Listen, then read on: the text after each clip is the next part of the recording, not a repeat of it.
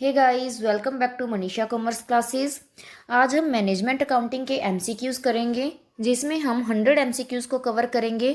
मैं दो पार्ट में वीडियो बनाऊंगी मैनेजमेंट अकाउंटिंग के एमसीक्यूज़ की। दोनों पार्ट्स में हम 100 एमसीक्यूज़ को कवर करके 200 एमसीक्यूज़ को टोटली कवर कर लेंगे, जो कि आपके बहुत सारे एग्ज़ाम्स हैं जो उनके लिए हेल्पफुल होंगे, जो कॉमर्स रिलेटेड एग्ज़ाम्स हैं। तो चलिए स्टार्ट करते हैं हमारे आज के फर्स्ट क्वेश्चन से। फर्स्ट क्वेश्चन है हमारा, statement of cash flow includes. जो कैश फ्लो स्टेटमेंट है उसमें क्या क्या इंक्लूड होता है। ऑप्शंस है financing activities, operating activities, investing activities या ऑल ऑफ द अबव। तो कैश फ्लो स्टेटमेंट है जो उसमें सभी इंक्लूड होते हैं, ऑपरेटिंग एक्टिविटीज भी, इन्वेस्टिंग एक्टिविटीज भी और फाइनेंसिंग एक्टिविटीज भी। सेकंड क्वेश्चन है, इन cash flow when A firm invest in fix assets and short term financial investments results in. Cash flow में जब एक फर्म फिक्स एसेट्स में इन्वेस्ट करती है या फिर शॉर्ट टर्म फाइनेंशियल इन्वेस्टमेंट्स करती है, तो उसका रिजल्ट क्या होता है। उसका रिजल्ट होता है कि डिक्रीज्ड कैश। इससे कैश है जो वो डिक्रीज हो जाता है। नेक्स्ट क्वेश्चन है, a firm that issue stocks and bonds to raise funds results in. जब एक फर्म स्टॉक्स और बॉन्ड्स इशू करती है फंड्स को रेज करने के लिए, तो इट रिजल्ट्स इन। ऑप्शंस हैं डिक्रीजेस कैश, कैश डिक्रीज होगा, इंक्रीजेस कैश, कैश इंक्रीज होगा, इंक्रीज इक्विटी, इक्विटी इंक्रीज होगी, इंक्रीज लाइबिलिटी या फिर लाइबिलिटी इंक्रीज होगी। तो जब फंड रेज करने के लिए वो स्टॉक्स और बॉन्ड को इशू करेगी, तो इसका क्या रिजल्ट होगा, increases cash. That is option number B, cash increase होगा। फोर्थ क्वेश्चन है हमारा, the purchase value of asset over its serviceable life is categorized as. जो परचेज वैल्यू है एक एसेट्स की, उसकी पूरी सर्विसेबल लाइफ में, सर्विसेबल मतलब यूजफुल लाइफ में, तो हम उसको कैसे कैटेगराइज करते हैं, उसको हम बोलते हैं depreciation. That is C option. Next question है हमारा, the basic financial statement include. जो बेसिक फाइनेंशियल स्टेटमेंट्स हैं उसमें क्या क्या इंक्लूड होता है। Statement of cash flow include होती है, statement of retained earning, balance sheet and income statement या नन ऑफ द अबव। तो हम उसमें बोलेंगे नन ऑफ द अबव। क्यों? क्योंकि जो बेसिक फाइनेंशियल स्टेटमेंट्स हैं उसमें इनकम स्टेटमेंट भी इंक्लूड होती है, बैलेंस शीट भी इंक्लूड होती है और स्टेटमेंट ऑफ कैश फ्लो भी इंक्लूड होती है। क्लियर? नेक्स्ट क्वेश्चन है, the statement of cash flow clarify cash flow according to. जो कैश फ्लो स्टेटमेंट है वो क्या क्लियर करती है, किसके अकॉर्डिंग कैश फ्लो शो करती है। तो ऑप्शंस हैं operating and non operating flows, B inflow and outflow, या फिर investing and non operating flows, या फिर D operating, investing and financing activities. तो जो स्टेटमेंट ऑफ कैश फ्लो है, ठीक है, वो क्या शो करती है हमें, cash flow according to operating, investing and financing activities. 3 types की एक्टिविटीज़ होती हैं। नेक्स्ट है, cash flow example from a financial activity is. ठीक है, फाइनेंशियल एक्टिविटी कौन सी है इसमें देखते हैं।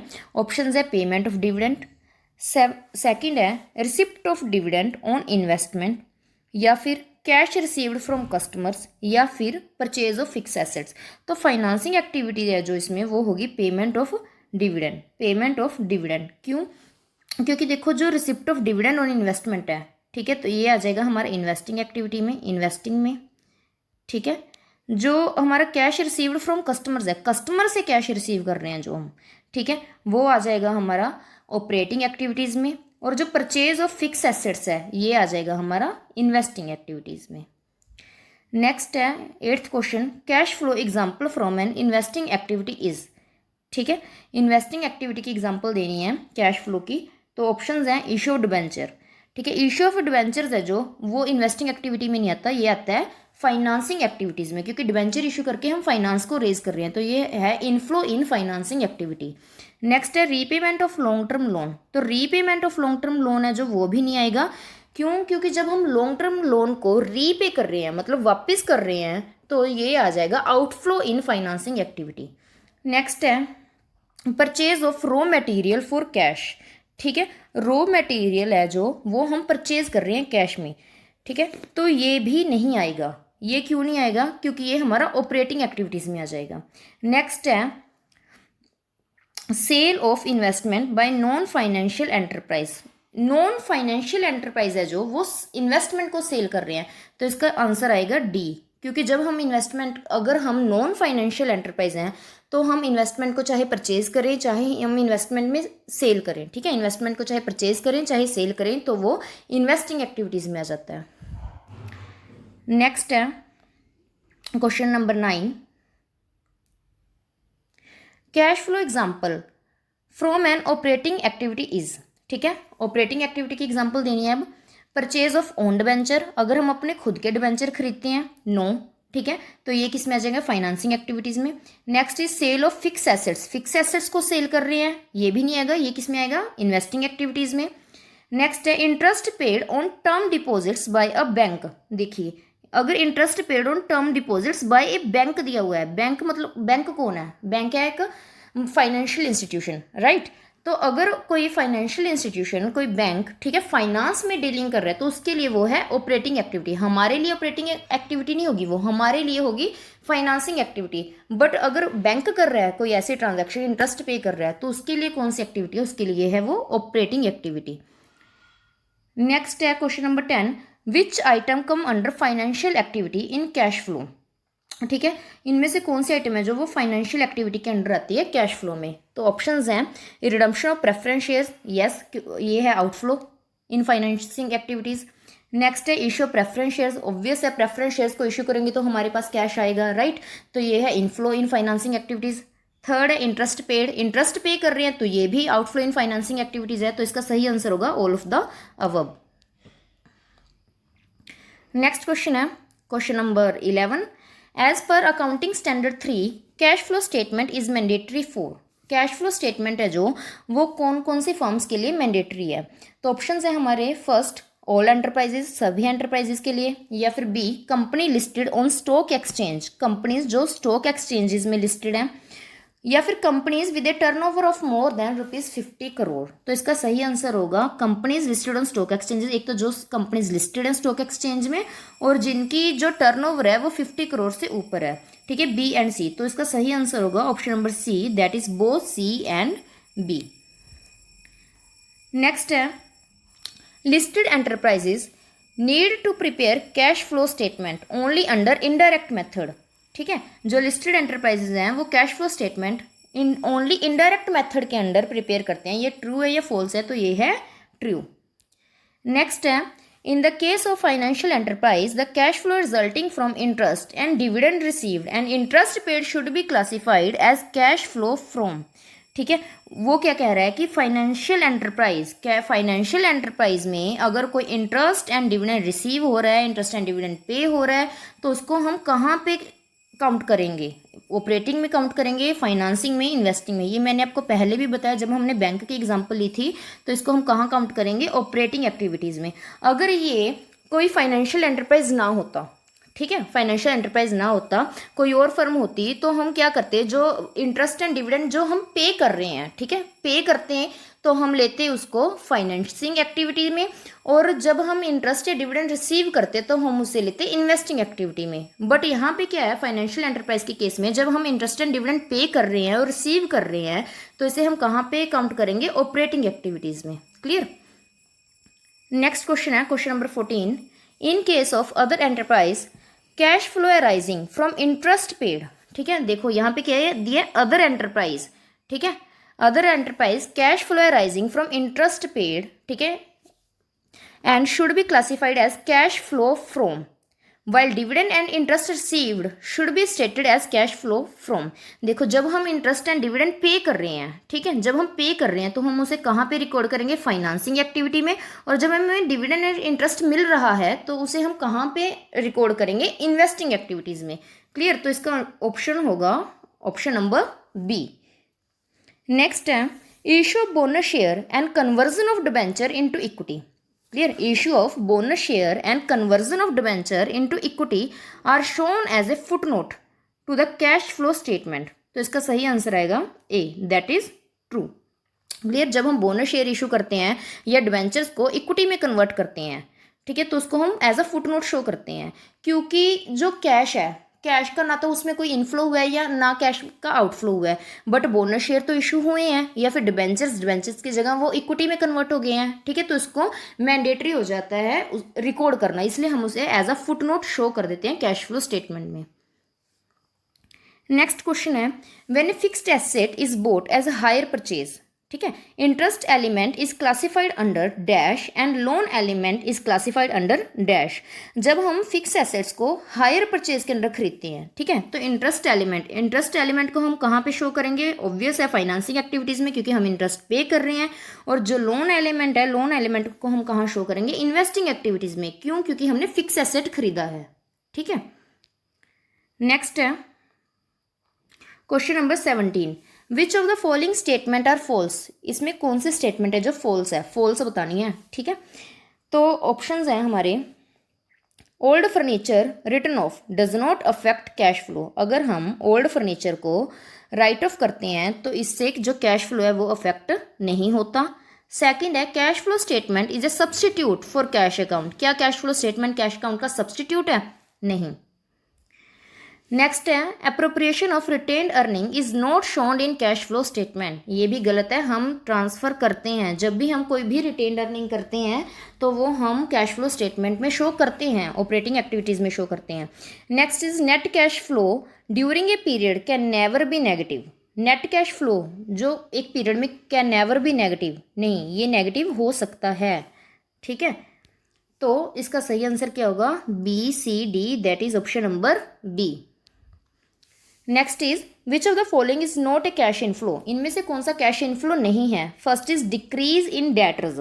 जब डेटर्स डिक्रीज हो रहे हैं, ठीक है, जब डेटर्स डिक्रीज होंगे तो ये कैश फ्लो है, इनफ्लो है या नहीं है, ठीक है। उसके बाद इशू ऑफ शेयर्स, जब हम शेयर्स इशू कर रहे हैं। Next is decrease in creditors. Next is sale of fix assets. अच्छा, आपने ना एक रूल पढ़ा होगा, ऑपरेटिंग एक्टिविटीज़ में हम क्या करते हैं, जब हम ऑपरेटिंग एक्टिविटीज़ कैलकुलेट करते हैं तो हम current assets and current liabilities देखते हैं, right. Current assets and current liabilities देखते हैं।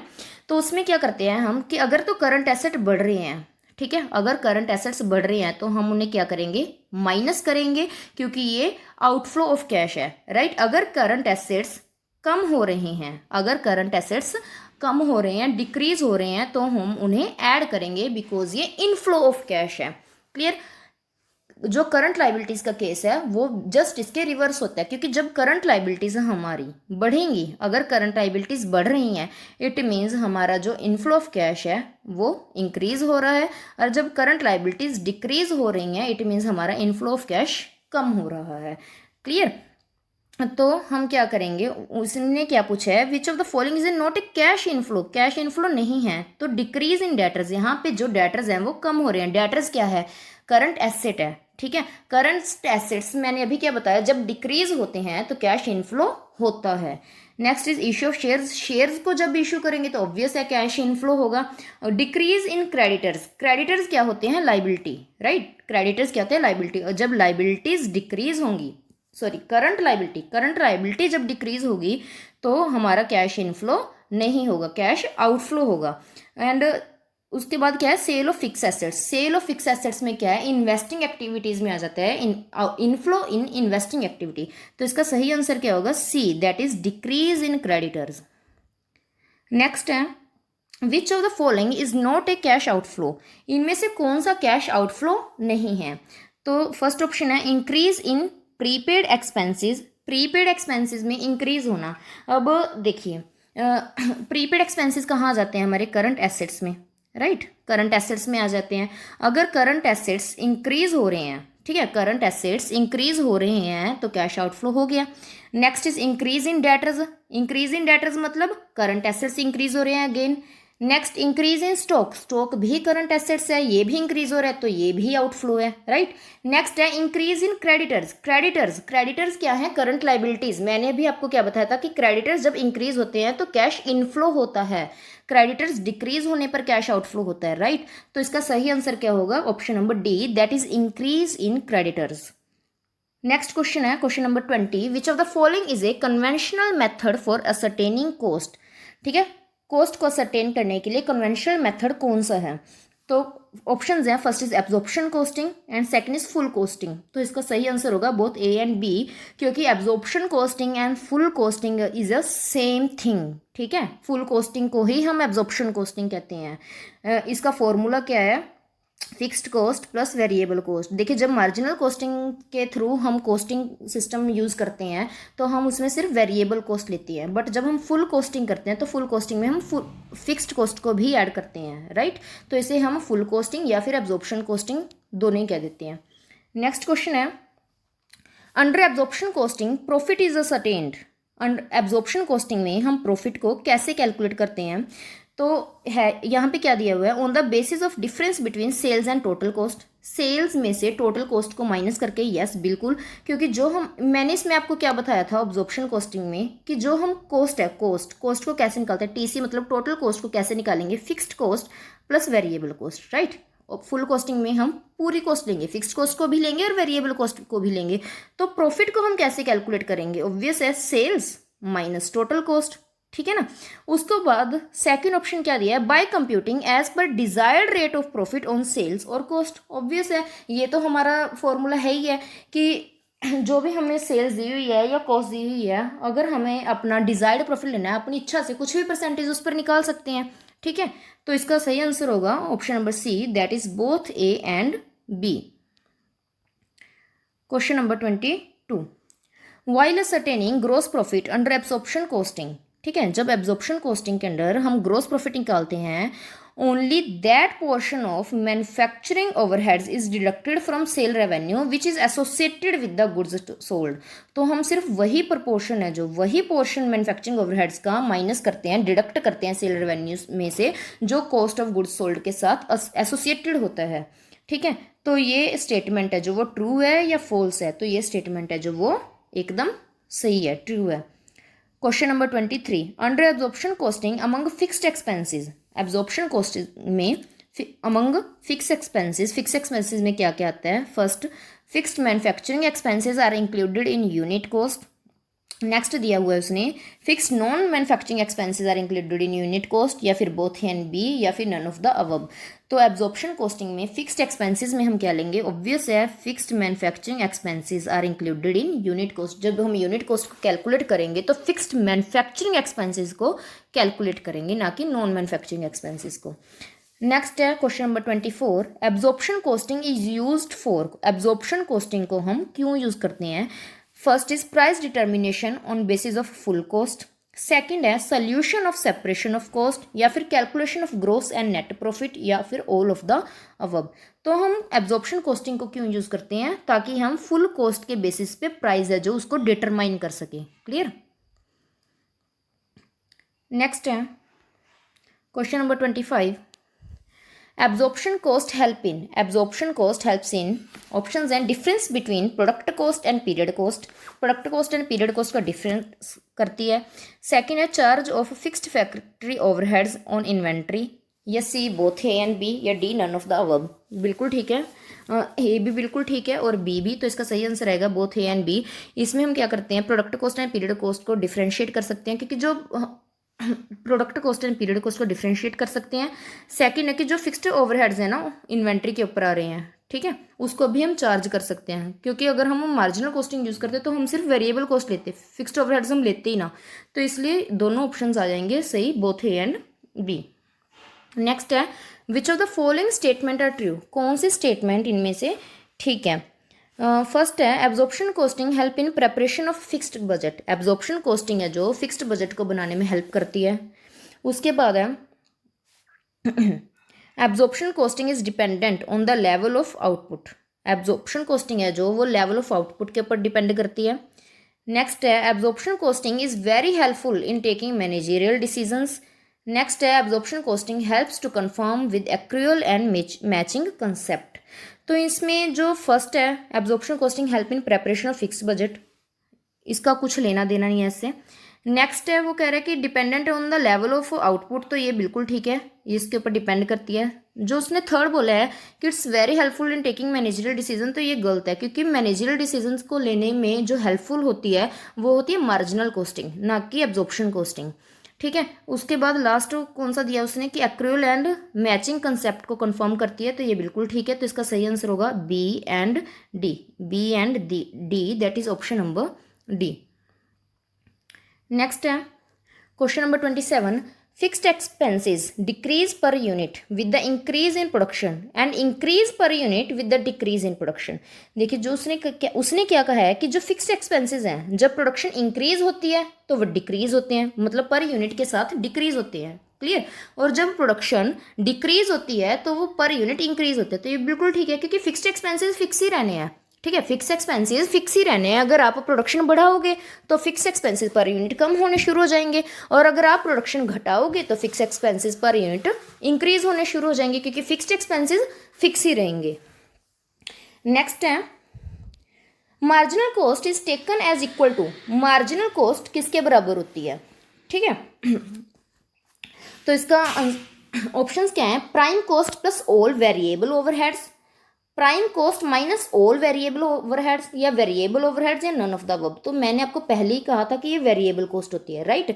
तो प्राइम कॉस्ट में क्या आता है, सारी डायरेक्ट कॉस्ट आते हैं, जैसे direct material, direct expenses, direct labour. तो डायरेक्ट कॉस्ट तो ऑब्वियस है वेरिएबल कॉस्ट ही होगी, ठीक है। जब वेरिएबल कॉस्ट में हम वेरिएबल ओवरहेड्स को ऐड कर देंगे, ठीक है, वेरिएबल कॉस्ट में हम वेरिएबल ओवरहेड्स को ऐड कर देंगे तो क्या आ जाएगा, मार्जिनल कॉस्ट। तो इसका ऑप्शन होगा ऑप्शन नंबर ए। नेक्स्ट है if total cost of 100 unit is 5000, ठीक है, अगर 100 यूनिट्स की कॉस्ट है जो वो कितनी है 5000 है, और 101 यूनिट्स की कॉस्ट है जो 5030 है, ठीक है। 100 यूनिट्स की कॉस्ट कितनी है 5000 है, और जब हमने एक यूनिट एक्स्ट्रा प्रोड्यूस की, ठीक है, 101 यूनिट्स प्रोड्यूस की, तो जो कॉस्ट है वो कितनी आएगी 5030। मतलब एक यूनिट प्रोड्यूस करने से हमारी एक्स्ट्रा कॉस्ट कितनी आई 30। तो ये जो इंक्रीज हुआ है 30 का, इसको हम क्या बोलते हैं, इसको हम बोलते हैं मार्जिनल कॉस्ट, क्लियर। इसको क्या हम बोलते हैं, मार्जिनल कॉस्ट। नेक्स्ट है question number 30, marginal cost is computed as, marginal cost को हम कैसे कंप्यूट कर सकते हैं। तो ऑप्शंस क्या दिए हुए हैं, prime cost plus all variable overheads, ठीक है, ये तो बिल्कुल ठीक है क्योंकि मैंने अभी आपको बताया। उसके बाद है direct material plus direct labour plus direct expenses plus all variable overheads, ये भी ठीक है। उसके बाद है total cost minus all fixed overheads, ठीक है। फिक्स्ड कॉस्ट में टोटल कॉस्ट में से जब हम सारे फिक्स्ड ओवरहेड्स को माइनस कर दें, ठीक, तो क्या ये आ जाएगा। उसके बाद है ऑल ऑफ द अबव। तो ये दोनों गलत हैं, ये दोनों क्यों गलत हैं, ये देखिए कि इसमें यहाँ पे टोटल कॉस्ट नहीं आएगा, ठीक है, क्योंकि जो टोटल कॉस्ट में तो fixed cost plus variable cost दोनों आ गए, ठीक है, और माइनस कर रहे हैं हम सिर्फ फिक्स्ड ओवरहेड्स। अगर हम फिक्स्ड कॉस्ट भी माइनस करते, ठीक है, तो हमारे पास मार्जिनल कॉस्ट आती। तो ये दोनों गलत हैं, इसका यहाँ पे सही ऑप्शन नहीं है, इसका सही ऑप्शन होगा option A and B. Question number 31, marginal costing is also known as, marginal costing को हम क्या बोलते हैं, मार्जिनल कॉस्टिंग को हम क्या क्या बोलते हैं, डायरेक्ट कॉस्टिंग बोलते हैं, वेरिएबल कॉस्टिंग बोलते हैं, या फिर हम बोथ ए एंड बी, या फिर नन ऑफ द अबव। तो इसका सही आंसर क्या होगा, इसका सही आंसर होगा बोथ ए एंड बी, क्योंकि जो मार्जिनल कॉस्टिंग है उसको हम डायरेक्ट कॉस्टिंग भी बोलते हैं, उसको हम वेरिएबल कॉस्टिंग भी बोलते हैं। डायरेक्ट कॉस्टिंग क्योंकि इस पे direct labour, direct material, direct expenses, हम सारे डायरेक्ट खर्चे तो लेती हैं। वेरिएबल कॉस्टिंग क्यों, क्योंकि हम इस पे वेरिएबल ओवरहेड्स, क्योंकि जो डायरेक्ट मटेरियल, जो डायरेक्ट खर्चे होते हैं ना, डायरेक्ट खर्चे जितने भी डायरेक्ट खर्चे हैं वो सारे वेरिएबल होते हैं। वेरिएबल क्यों, क्योंकि जितनी ज़्यादा हम प्रोडक्शन करेंगे उतना ज़्यादा खर्चा आएगा, जितनी कम प्रोडक्शन करेंगे उतना कम खर्चा आएगा, क्योंकि ये फिक्स्ड तो है नहीं कि चाहे प्रोडक्शन करें ना करें फिक्स रहेंगे, ऐसा तो है नहीं। अगर आप 1 यूनिट प्रोड्यूस कर रहे हो 10 रुपये खर्चा आ रहा है, 2 यूनिट प्रोड्यूस करोगे तो 20 आएगा, नहीं प्रोड्यूस करोगे तो 0 आएगा, क्लियर। नेक्स्ट है question number 32, question number 32, which of the following statements are true, इनमें से कौन सी स्टेटमेंट है जो वो ट्रू है। तो फर्स्ट है marginal costing is not independent system of costing, ये इंडिपेंडेंट सिस्टम ऑफ कॉस्टिंग है जो वो नहीं है। Second, in marginal costing all elements of cost are divided into fixed and variable components, ये बिल्कुल ठीक है। उसके बाद है in marginal costing fixed cost are treated as product cost, नहीं। मार्जिनल कॉस्टिंग में हम क्या करते हैं, जो 2 टाइप की कॉस्ट होती है, देखिए 2 टाइप की, एक तो होती है पीरियड कॉस्ट, ठीक है, एक होती है पीरियड कॉस्ट और एक होती है प्रोडक्ट कॉस्ट। प्रोडक्ट कॉस्ट हम कौन सी कंसिडर करते हैं, जो प्रोडक्ट की कॉस्ट आती है, और एक होती है पीरियड की कॉस्ट, जैसे रेंट हो गया, पर मंथ रेंट हो गया, है ना, सैलरी होगी पर मंथ सैलरी, वो होती है पीरियड कॉस्ट। तो जो मार्जिनल कॉस्टिंग मेथड है उसमें हम क्या करते हैं, जो प्रोडक्ट को फिक्स्ड कॉस्ट है, ठीक है, जो फिक्स्ड कॉस्ट है उसको हम प्रोडक्ट कॉस्ट मानते हैं, क्योंकि जैसे रेंट है, सैलरी है, ठीक है, रेंट है, सैलरी, उसका प्रोडक्ट से कोई लेना देना नहीं है, चाहे हम प्रोडक्शन करें ना करें, फिक्स कॉस्ट है जो उसने आना ही आना है, इसलिए हम उसे प्रोडक्ट कॉस्ट में इंक्लूड नहीं करते। मार्जिनल कॉस्टिंग में हम उसे किस में इंक्लूड करते हैं, पीरियड कॉस्ट में इंक्लूड करते हैं, ना कि प्रोडक्ट कॉस्ट में। और प्रोडक्ट कॉस्ट में हम किसे इंक्लूड करते हैं, वेरिएबल कॉस्ट को। क्लियर। मार्जिनल कॉस्ट में फिक्स्ड कॉस्ट को प्रोडक्ट कॉस्ट माना जाता है, और जो फिक्स्ड कॉस्ट को पीरियड कॉस्ट माना जाता है, और वेरिएबल कॉस्ट को प्रोडक्ट कॉस्ट माना जाता है। क्लियर। तो ये सी ऑप्शन है जो वो रॉन्ग हो गया। नेक्स्ट है D, marginal costing is not a technique of cost analysis. क्यों नहीं है, ये है, टेक्निक है, तो यहाँ पे इसने नोट दे दिया तो ये भी गलत हो गया। तो इसका सही आंसर क्या होगा, option A, that is both A and B.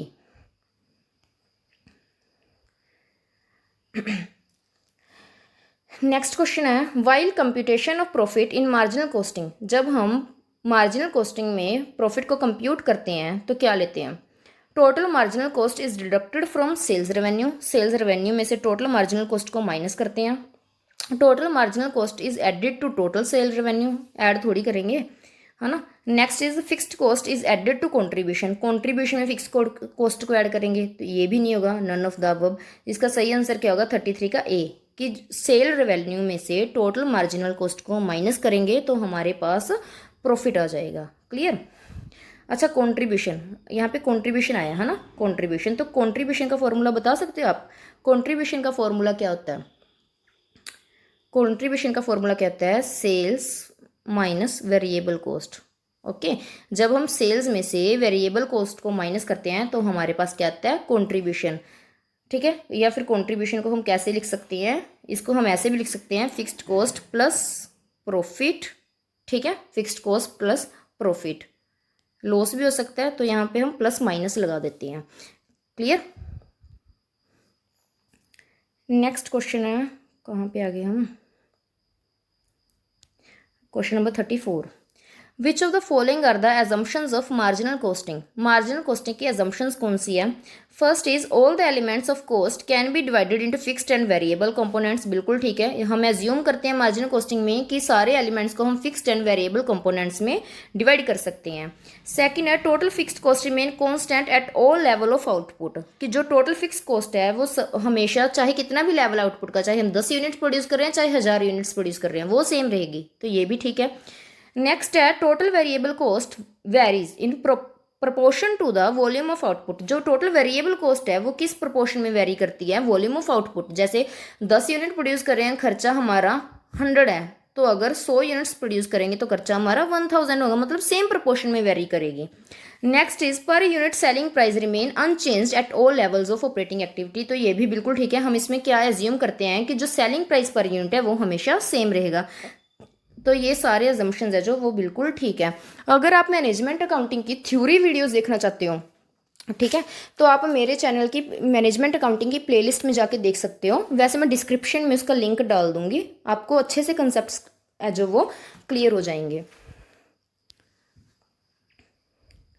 Next है question number 35।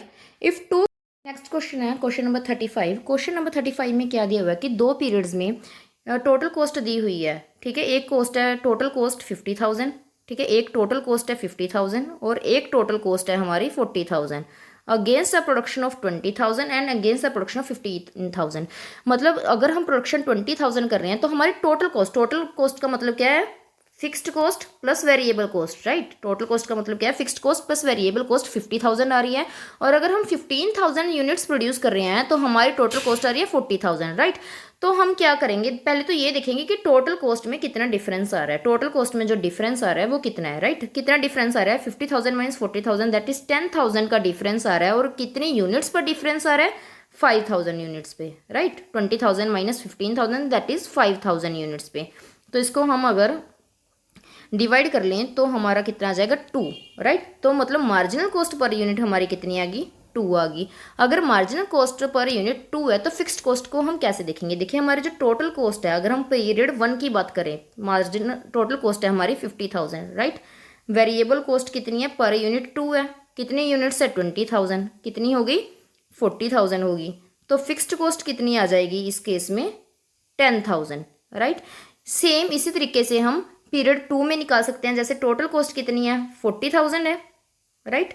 And variable cost कितनी आ जाएगी 2 मल्टीप्लाई बाय 15,000 यूनिट्स, राइट। कितना आ गया वेरिएबल कॉस्ट 30,000 और फिक्स्ड कॉस्ट इस केस में कितनी आ जाएगी 40,000 माइनस 30,000 दैट इज 10,000। तो ऑप्शन नंबर ए, ठीक है।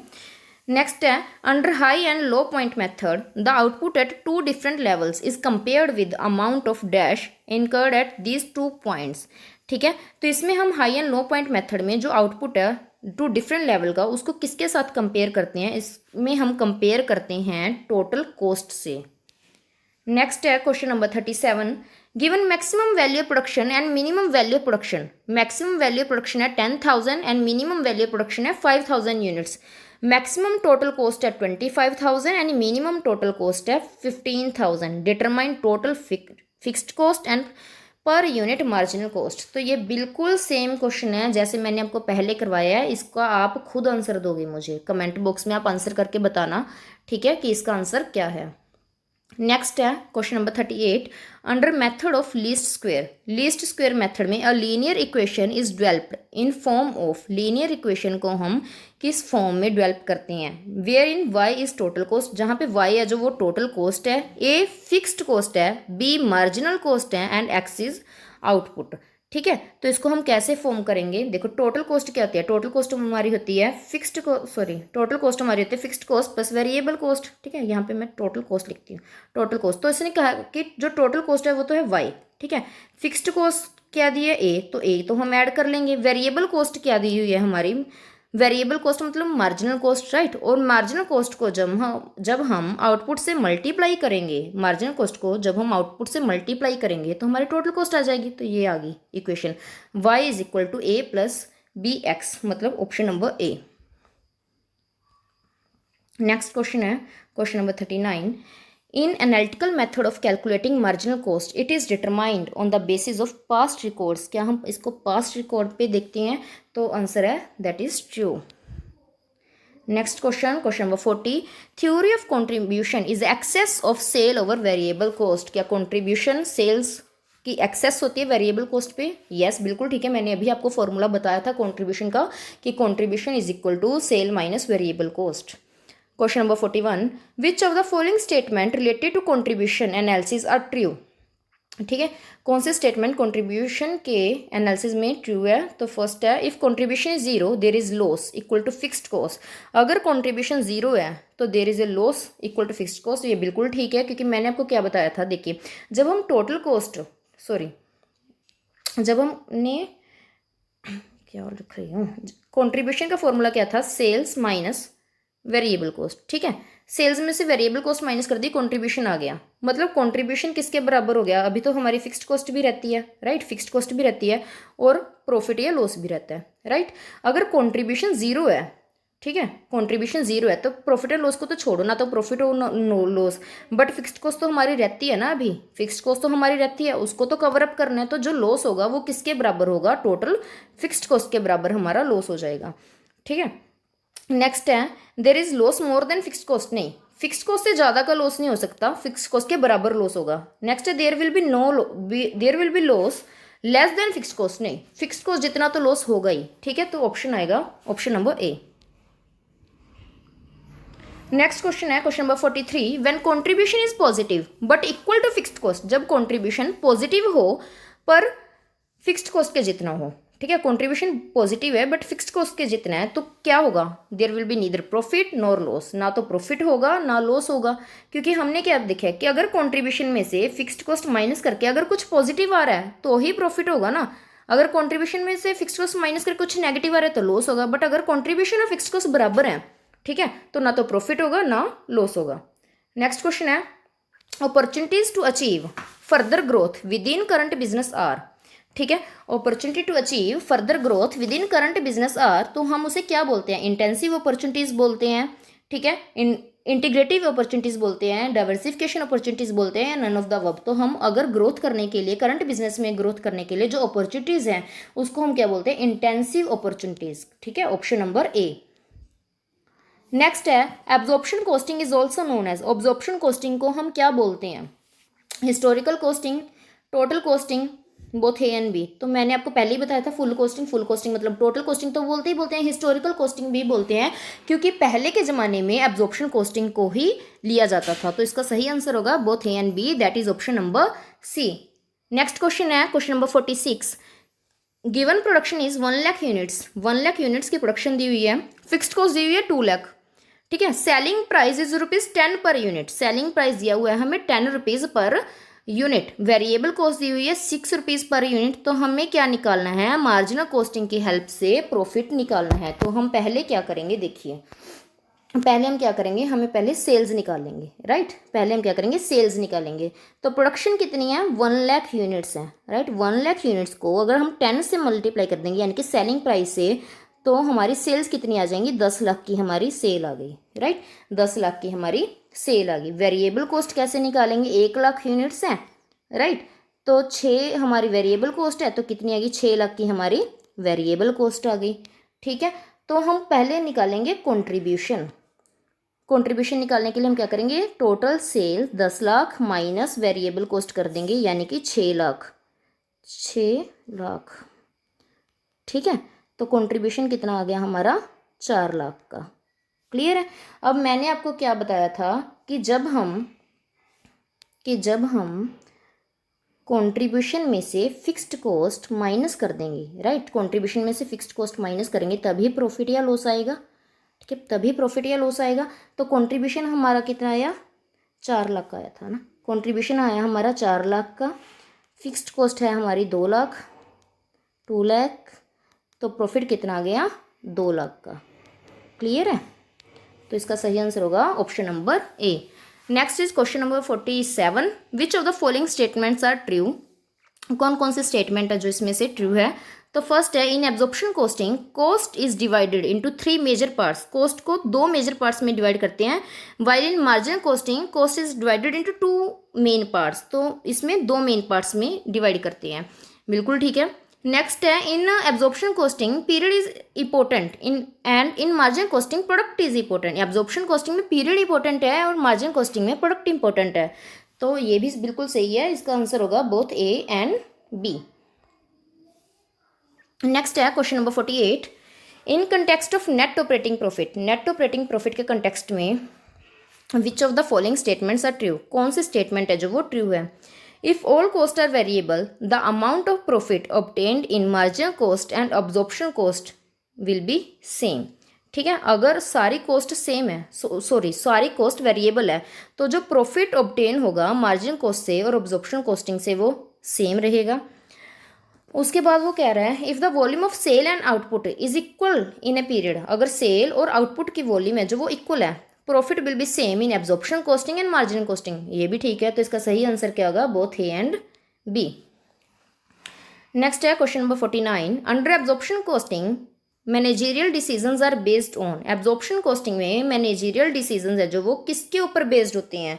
तो मैंने आपको पहले ही बताया कंट्रीब्यूशन तो आता है मार्जिनल कॉस्टिंग के केस में, राइट। प्रॉफिट वॉल्यूम रेशियो भी नहीं आएगा, ये भी मार्जिनल कॉस्टिंग के केस में आएगा। तो इसका सही आंसर क्या होगा, प्रॉफिट के ऊपर बेस्ड होते हैं, क्योंकि हम उसमें क्या करते हैं, सेल्स माइनस टोटल कॉस्ट करते हैं और हमारे पास प्रॉफिट आ जाता है, राइट। हमारे पास प्रॉफिट आ जाता है, प्रॉफिट को देख के हम जो डिसीजंस लेते हैं कि जो प्रोडक्ट का प्राइस है वो कितना फिक्स करना है। नेक्स्ट है क्वेश्चन नंबर 50।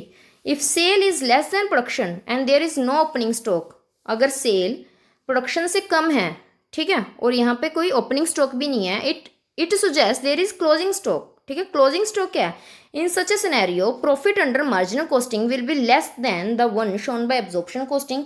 क्या जो प्रॉफिट है मार्जिनल कॉस्टिंग में वो एब्जॉर्प्शन कॉस्टिंग से कम शो करेगा। तो इसका सही आंसर होगा ट्रू। ठीक है, तो गाइस मैंने आपको 100 क्वेश्चन बोला था, बट मेरी कैपेसिटी नहीं रही है अब इससे ज़्यादा करवाने के। तो नेक्स्ट वीडियो में हम करते हैं आगे के क्वेश्चंस। आज हम 50 क्वेश्चंस पे ही बंद करते हैं। तो thank you and thank you for watching.